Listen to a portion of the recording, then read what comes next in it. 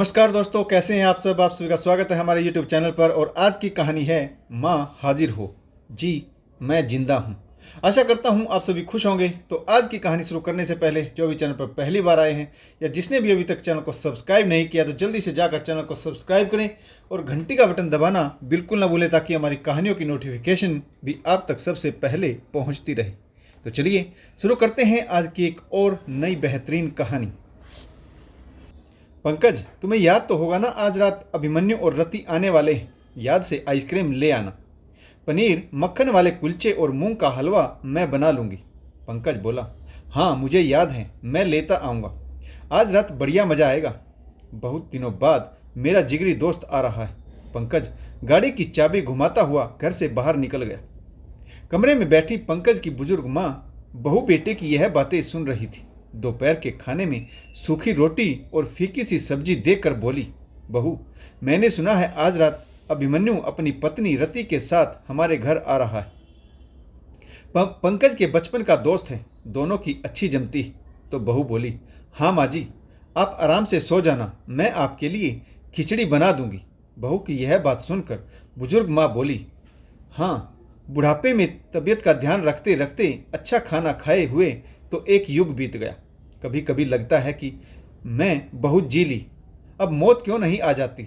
जब इंसान अपने मन मुताबिक खा पी भी नहीं सकता तो ऐसी जिंदगी का क्या फ़ायदा। सास ने बच्चे की तरह जिद करते हुए कहा, बहू, आज तो मैं अच्छा खाना खा सकती हूँ, शुगर भी ठीक है। तो बहू गुस्से में भरकर बोली, ओहो माँ जी, अपनी जीभ को संभालिए, मैं तो 56 भोग परोस दूँ, लेकिन तबीयत बिगड़ेगी तब कौन देखेगा। अगले महीने आप देवर जी के घर जा रही, तब अपनी छोटी बहू से यह सब फरमाइशें करिएगा, वह आपको बना कर खिला देगी। चारू ने रूखा सा जवाब दे दिया। बुजुर्ग मन महसूस कर रह गई। रात को सभी की आवाज़ें कानों में पड़ रही थी। चारू अपनी सास को थाली में खिचड़ी और थोड़ा सा हलवा देते हुए बोली, लीजिए, थोड़ा सा हलवा भी चख लीजिए, ज़्यादा नहीं दे सकती, आपकी तबीयत बिगड़ जाएगी, फिर परेशानी तो हमें ही उठानी पड़ेगी। अब आराम से खा पीकर सो जाइएगा। बेस्वाद खिचड़ी खाने के बाद सास ने हलवे को धीरे धीरे स्वाद लेकर आराम से खाया। मन ही मन बुदबुदाने लगी।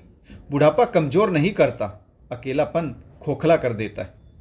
अपना कमरा तो है लेकिन अपना घर नहीं, अपने तो हैं लेकिन उनके पास मेरे लिए समय नहीं। घर पर सारी सुख सुविधाएं हैं लेकिन भोग नहीं सकती। सारे उत्सव त्योहार आते हैं लेकिन बस कुछ लोग पैर छूकर अपना फर्ज निभाकर चले जाते हैं। कोई दोस्त नहीं बनता, कोई अपना नहीं होता जो बूढ़े बुजुर्ग की बात सुने, उन्हें समझे। हर रात की तरह यह रात भी बस करवटे लेते लेते गुजर गई। अगली सुबह खांसी की आवाज़ आई तो बहू चारू दौड़कर आई और बोली, अरे इसीलिए तो मैं नहीं देती आपको, देख लिया, अब आपको खांसी हो गई। सास बोली, अरे कुछ नहीं बहू, खांसी नहीं हुई, बस ऐसे ही गला सूख रहा था। बेटे ने तलक स्वर में कहा, अब अपनी तबीयत को संभाल कर रखिएगा, अपनी तबीयत अधिक खराब मत कर लीजिएगा, ठीक रहिए ताकि हम भी आराम से रह सकें। बुजुर्ग माँ बोली, मैं तो ठीक हूँ बेटा, बस अकेलापन बोर कर देता है। उनका बेटा बोला, अच्छा आपके लिए टीवी पर कोई पुरानी पिक्चर लगा देता हूँ, आपको अच्छा लगेगा। बुजुर्ग माँ बेटे की तरफ उम्मीद भरी नज़रों से देखते हुए बोली, बेटा पड़ोस वाली शांता को बुला लेती हूँ, समय काटे नहीं कटता, दिन तो किसी तरह से बीत जाता है परंतु रात बहुत लंबी नज़र आती। बेटे ने हाँ में मुंडी हिला दी। बुजुर्ग माँ पास वाली शांता को बुला लाई। दोनों मिलकर टीवी देखने लगी और आपस में बातें भी कर रही थी। बुजुर्ग औरत का मन बहुत खुश हो गया। दोनों बरसों से पड़ोसन है, अब बुजुर्ग हो चुकी। शांता के घर में भी 2 बेटे और बहुएं हैं, परंतु फिर भी वह भी अकेली। बहू ने आपत्ति जताते हुए पति से कहा, आप भी ना, अब उस आंटी को कौन संभालेगा। एक तुम्हारी माँ कम है जो पड़ोस की बुजुर्ग को भी बुला लिया। हमारा घर कोई वृद्धा आश्रम है क्या। आपने भी बेवजह ही हाँ कर दी, अब दोनों के लिए बनाते रहो चाय नाश्ता। बेटे ने कहा, अगले हफ्ते पापा की पेंशन के लिए माँ को लेकर जाना है। साल में एक बार माँ की हाजिरी हेड डिपार्टमेंट में लगवानी जरूरी होती, वरना पेंशन आना बंद हो जाएगी। माँ का ध्यान रखना, कोशिश करना वह खुश रहे, उनकी तबीयत ना बिगड़े। अगले 3-4 दिन तक माँ की खूब खातिरदारी हुई। छोटा बेटा भी आ गया, माँ के पैर छू कर बोला, चलो माँ जल्दी करो, बस साइन करके ही आना है। मैंने गाड़ी बुक कर दी, हम आपको परेशान नहीं होने देंगे। आराम से गाड़ी में बैठकर चलना, बस 2 मिनट का काम है, साइन करना है और हम वापस आ जाएंगे। बुजुर्ग माँ बोली, काश तेरे बाबूजी की पेंशन देने वाला हर महीने मेरे जीने का सबूत मांगते, काश हर महीने मुझे हाजिरी के लिए बुलाते, कम से कम इस बहाने मेरे दोनों बेटे मेरे साथ कुछ समय तो बिताते। ऐसा कहते कहते बुजुर्ग महिला रो पड़ी। बहू ने सहानुभूति दिखाते हुए कहा, मम्मी जी रोइए मत, तबीयत खराब हो जाएगी। बुजुर्ग महिला उदास होते हुए बोली, अरे और कितना जीना बाकी, मैं यह नहीं कहती कि तुम लोग बुरे हो, बस यह बुढ़ापा बुरा है। हम बुजुर्ग जरूर हैं लेकिन हम जिंदा हैं। तो दिल तो बहुत कुछ कहता है, हमारी भी कभी कुछ खाने पीने और घूमने फिरने की इच्छा होती, लेकिन हमारी सुनने वाला कोई नहीं। हर बात पर एक ही जवाब मिलता है, तबीयत खराब हो जाएगी, कमरे में आराम करो। सच कहूँ तो यह कमरा और आराम अब दुश्मन दिखाई देने लगे।